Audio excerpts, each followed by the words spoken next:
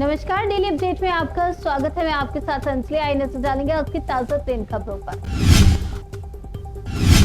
Jodhpur high court को फिर बम से उड़ाने की धमकी, सुनवाई से पहले मचा हड़कंप, खाली करवाया परिसर। बम से उड़ाने की धमकी मिली, धमकी के बाद जोधपुर स्थित हाईकोर्ट के सभी कोर्टों को खाली करवा दिया गया। इससे पहले भी ईमेल के जरिए धमकियां मिली हैं। माथे पर तिलक, गले में तुलसी माला, भगवा वस्तु। उज्जैन महाकाल मंदिर में गर्लफ्रेंड संग घूम रहा था मुस्लिम युवक। उज्जैन में बजरंग दल ने जाफर नामक मुस्लिम युवक को भगवा वस्त्र और तिलक और तुलसी की माला पहनकर हिंदू पहचान दिखाते हुए उसे पकड़ लिया गया। वो दिल्ली की एक लड़की के साथ महाकाल और मंगलनाथ मंदिर में घूम रहा था। होटल में लड़की के आईजी से कमरा लेते समय संदेह होने पर उसकी असलियत खुली। प्रेमी से पति को मरवाया, फिर नहर में फेंकवाया। 270 किलोमीटर दूर मिली डेड बॉडी। श्रीगंगानगर में हुए भजनलाल हत्याकांड का खुलासा करते हुए पुलिस ने उसकी पत्नी इंदिरा और प्रेमी प्रभुदयाल को गिरफ्तार किया। वैसे संबंधों में बाधा बनने पर पत्नी ने प्रेमी और एक नाबालिग के साथ मिलकर पति की हत्या की और शव को नहर में फेंक दिया। 270 किलोमीटर दूर शव मिलने और कॉल डिटेल से इस खौफनाक साजिश का पर्दाफाश हुआ। भिवाड़ी में कपड़े की फैक्ट्री में बन रहे थे पटाखे, धमाके में 7 मौतें। 24 घंटे बाद भी कोई कार्यवाही नहीं। भिवाड़ी के कुचखेड़ा औद्योगिक क्षेत्र में अवैध रूप से चल रही पटाखा फैक्ट्री में भीषण धमाके से 7 लोगों की मौत हो गई। बिना एनओसी संचालित इकाई में नाबालिगों से भी काम करवाए जाने का खुलासा हुआ, जबकि 4 के खिलाफ एफआईआर दर्ज की गई है। ग्रेटर नोएडा वेस्ट में कुट्टू का आटा खाने से 40 लोग हुए थे बीमार। दुकान और गोदाम सील कर दिया गया है। घटना शिवरात्रि के दिन हुई, जब बिसरक थाना क्षेत्र के Supertech eco village Shri royal fort और हिमालय प्राइड सोसाइटी में रहने वाले 40 लोगों की तबियत कुट्टू का आटा खाने से बिगड़ गई। 10 मिनट तक तड़पता रहा मेरा साहिल। द्वारका हिट एंड रन मामले में छिलका मां का दर्द, नाबालिग ने मारी थी एसयूवी से टक्कर। दिल्ली के द्वारका में बिना लाइसेंस से नाबालिग द्वारा चलाई जा रही है एसयूवी ने 23 वर्षीय साहिल को कुचल दिया। आरोपी की गाड़ी पर पहले 13 चालान दर्ज थे। मां का आरोप है कि समय पर इलाज न मिलने से बेटे की मौत हुई, जबकि आरोपी को परीक्षा के नाम पर जमानत मिल गई है। मुसलमानों को सऊदी में दिखेगी एक नई यात्रा, पैगंबर मोहम्मद की हिज्जत वाले रूट से होंगे रूबरू। सऊदी अरब में आपको बता दें, सऊदी अरब ने अला खुता नाम का एक 470 किलोमीटर का हेरिटेज प्रोजेक्ट शुरू किया, जो पैगंबर मोहम्मद के मक्का से मदीना तक के ऐतिहासिक हिजरा रूट को फिर से ताजा करेगा। मुंबई में पीएम मोदी और फ्रेंच राष्ट्रपति इमैनुअल मैक्रों की हुई मुलाकात, करेंगे द्विपक्षीय बैठक। प्रधानमंत्री नरेंद्र मोदी ने मंगलवार को मुंबई के लोक भवन में फ्रांस के राष्ट्रपति इमैनुअल मैक्रों से मुलाकात की। मुलाकात के बाद दोनों नेताओं के बीच द्विपक्षीय वार्ता होगी और इस दौरान 114 राफेल और हैमर मिसाइल की खरीद पर मुहर लगेगी। मैक्रो 3 दिवसीय भारत यात्रा पर है।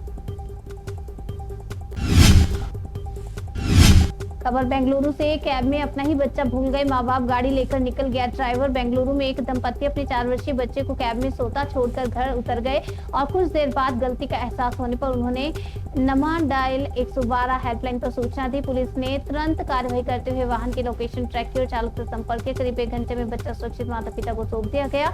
घटना के बाद पुलिस ने दंपति को सतर्क रहने की सलाह दी। मामला सोशल मीडिया पर काफी वायरल हो गया। ईरान से आई स्पीड बोट में 200 किलो से ज्यादा संदिग्ध ड्रग्स बरामद, 2 ईरानी नागरिक गिरफ्तार। गुजरात एटीएस और भारतीय कोस्ट गार्ड ने पोरबंदर के पास संयुक्त ऑपरेशन में ईरान से आई स्पीड बोट से 200 किलो से ज्यादा संदिग्ध ड्रग्स बरामद किए हैं। साथ ही 2 ईरानी नागरिकों को गिरफ्तार किया है। अब इनके पंजाब कनेक्शन की जाँच की जा रही है। चलती कार में एकाएक लगी आग, खिड़की से कूदकर ड्राइवर ने बचाई जान। कोरबा जिले में सड़क पर चलती कार में आग लग गई। ड्राइवर ने कार का दरवाजा खोलना चाहा, लेकिन वह जाम हो गया था।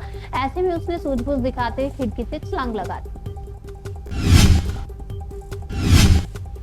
अब किसान सीधे बेच सकेंगे सोलर बिजली। एआई इम्पैक्ट समिट में लॉन्च हुआ पावर एक्सचेंज ऐप। दिल्ली में आयोजित एआई इम्पैक्ट समिट में प्रधानमंत्री नरेंद्र मोदी ने पावर एक्सचेंज ऐप लॉन्च किया है, जो इंडिया एनर्जी स्टॉक पहल के तहत चुना गया है। और यह ऐप पीयर टू पीयर ऊर्जा व्यापार को बढ़ावा देगा, जिससे किसान और उपभोक्ता सीधे बिजली खरीद और बेच सकेंगे। इंसानों की तरह हिंदी में बात करते हैं स्वदेशी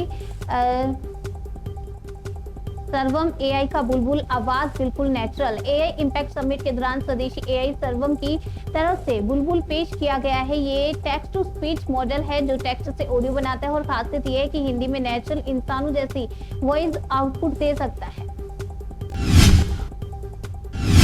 चेकपोस्ट पर उड़ा दी बारूद से भरी गाड़ी। पाकिस्तान में विद्रोहियों के हमले में 11 जवानों की मौत। पाकिस्तान के खैबर पख्तूनख्वा में एक बार फिर से हमलावरों ने पाकिस्तानी सेना पर हमला किया। इस हमले में पाकिस्तान के 11 पुलिसकर्मी मारे गए। पाकिस्तान ने एक बार फिर से बेशर्मी दिखाते हुए भारत का नाम लाने की कोशिश की।